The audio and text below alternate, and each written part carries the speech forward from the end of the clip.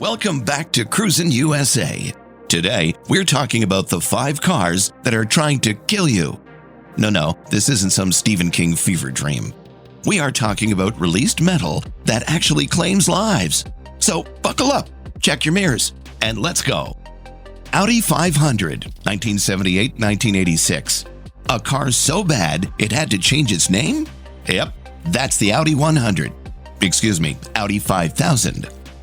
When it was first released in the late 1960s, the Audi 100 seemed like a dream come true. That is, until after its release, where you could find yourself suddenly speeding down a highway with no driver input at all. Over 1,200 accidents have been linked to this model due to its faulty gear shifter. Audi decided to tackle the problem by creating shifter safety locks, which are now a legal requirement for all cars in the United States. But that's not enough to save this car from its reputation as being one of the most dangerous on the market.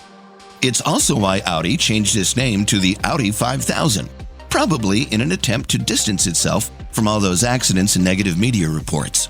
However, a class action lawsuit filed in 1987 by about 7,500 Audi 5000 owners remains unsettled and is currently contested in court.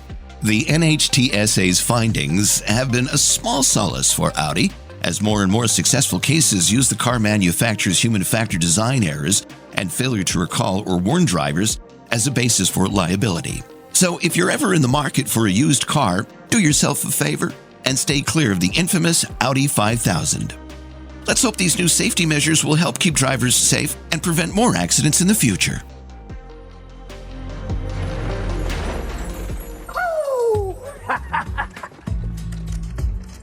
Is that a Pontiac Fiero strapped to a rocket engine? Impressive. I know. No, that's not impressive. I'm confused.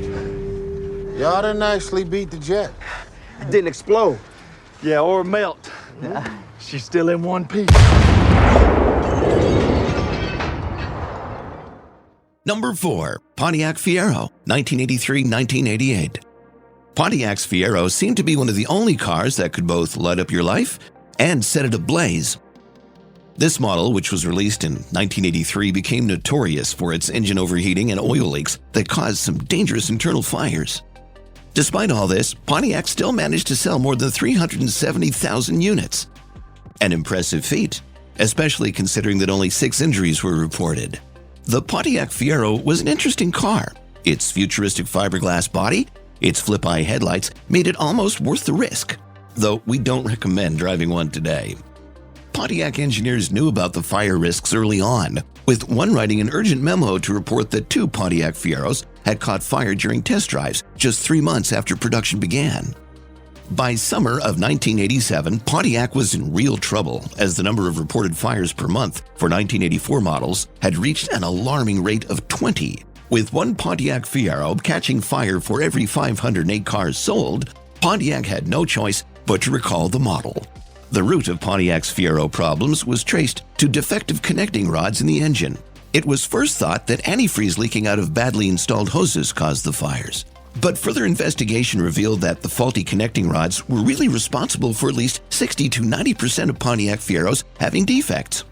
It's no wonder that Pontiac had to recall the Fiero.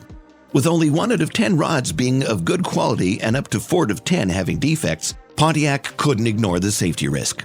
Pontiac's 1988 press release may have been a warning, but thankfully Pontiac Fiero drivers managed to escape with only minor injuries. The Pontiac division of General Motors tested the running of 1984 models with low engine oil levels to see if they could recreate the issue. They did, and they were able to attribute as many as 260 fires to this specific condition. Though it should be noted that this only led to a purported 10 minor injuries. What a relief. For Pontiac fans, the Pontiac Fiero may have been an iconic car of the 80s, but it was also among the most dangerous cars of the last 50 years, and definitely not worth taking a risk on.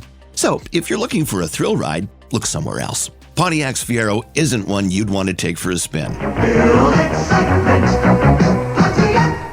Number 3. Chevy Cobalt, 2004-2010. When it comes to cars, Chevy Cobalt certainly takes the cake in terms of danger. From 2005 to 2008, this model had one of the highest fatality rates ever recorded by the IIHS.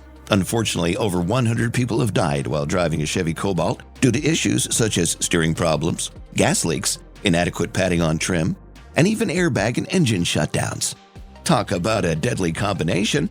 What's worse is these issues have sparked numerous wrongful death suits, making the Chevy Cobalt worthy of our spot on our list of cars that could kill you. So if you happen to own one of these bad boys, make sure to take extra precautions while behind the wheel. You never know when it could be your last ride. The most significant of Chevy Cobalt's issues was an ignition switch failure that resulted in sudden engine shutoff, preventing the driver from controlling their vehicle. Despite being aware of this issue, Chevrolet continued to manufacture the vehicles with these faulty switches until February 2014, when it recalled 700,000 Cobalts and justly faced over $1 billion in fines and settlements. 13 deaths occurred in that time, including a teenager who drove her brand new Cobalt into a tree.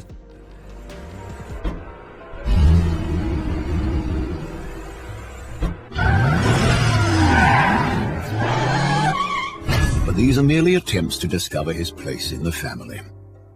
Cobalt, the new commotion coming to the Chevy family. Number 2. Ford Pinto, 1971-1980. When it comes to cars, the Ford Pinto is notorious for being one of the most dangerous and hazardous vehicles on the road. In 1971, the Pinto was released into the market with great fanfare, hoping to revolutionize America's automotive industry. Little did they know that this little car would become a symbol of corporate negligence and irresponsibility. The Pinto was designed for speed and affordability, but the main issue with it was its fuel tank replacement. The tank sat right behind the rear bumper, which meant if a driver got into an accident, even at just low speeds, it could easily puncture the gas tank and cause an explosion or fire. In fact, reports showed that the Pinto was 3 times more likely to catch fire than other cars on the market. Needless to say, this made for a dangerous driving experience, as anyone who drove a Pinto could be in for an explosive surprise. There were hundreds of lawsuits and settlements for people injured or killed in Pinto-related accidents, and Ford was eventually forced to recall 1.5 million cars for safety reasons. But did Pinto get a bad rap? In subsequent lawsuits, and after years of scholarly work, it seems the public's misconception about the fire danger might have been overstated and overblown by the media of the time. Nothing's changed, right? It's a good thing that cars have come a long way since then. But for many people, the Pinto will forever be remembered as an example of what can go wrong when companies put profits over safety. Yugo GV, 1985-1982. If you thought driving a Yugo GV was like taking your life into your own hands, turns out you were right. The Yugo GV has earned its place as one of the most dangerous cars ever made due to its abysmal safety rating and engine that quickly falls apart. Its fuel even failed to meet legal standards, leading to several recalls. But the real kicker? The death rate of this car is said to be 3 people for every 10,000 made. That's one of the highest out there, making it a true danger on the roads and a yucky choice if you're ever car shopping. Basically, unless you have a death wish, stay away from the Yugo GV. It's you gon' be a bad ride. Did we just make a pun? We did. About the only Yugo thing about this car is its name. Otherwise, you'd Yugo somewhere else for your next set of wheels. Avoid the Yugo nest and get a safer car. It's you going to be the best decision you ever made. Okay, that was it for the puns. We promise. But seriously, stay away from the Yugo GV. It's dangerous and yucky. Let's jump the bridge. But we're in a Yugo. We like to over-deliver here at CruisinUSA. So how about one more dangerous driver before we go? Ford Bronco II, 1983-1990. The Ford Bronco II is the poster child for cars that are better off in a scrap heap. Its notorious rollover tendencies have led to more than 800 deaths over the years, prompting Consumer Reports to advise people to stay well clear of it. Yet, for some inexplicable reason, Ford never recalled the vehicle, deciding instead to accept the major risks associated with owning and driving one. It's almost as if they were trying to make lemonade out of a very sour lemon. But for some reason, the results just weren't sweet enough for them, or anyone else for that matter. Automobile insurer Geico stopped writing insurance policies for the Bronco II, and by 2001, Time magazine reported that Ford had spent approximately $2.4 billion in damage settlements due to its notorious bucking Bronco II rollover lawsuits. famous jockey Bill Shoemaker was awarded $1 million for injuries he suffered when his Bronco II rolled over in 1991. But that was nothing compared to the $62.4 million reward for 2 passengers involved in another Bronco II rollover incident in 1986, one of whom sustained brain injuries and needed a legal guardian for the rest of her life. These cases are a stark reminder that the Ford Bronco II is a vehicle better left in the past. For good reason. It's an example of how seemingly small engineering flaws can lead to devastating consequences for those involved and for companies who don't take responsibility for their mistakes. So if you're looking for the least safe car in the last 50 years, forget about taking a ride on the wild side. Just go for a joyride in the Ford Bronco II. You might not make it back alive, but at least you would have made your mark in automotive history. Did we miss anything on this list? Have you personally owned or been the victim of one of these vehicles? Let us know in the comments below. It's time to take the off-ramp, so see you next time on CruisinUSA. Boom, boom, boom, gotta get that boom, boom, boom.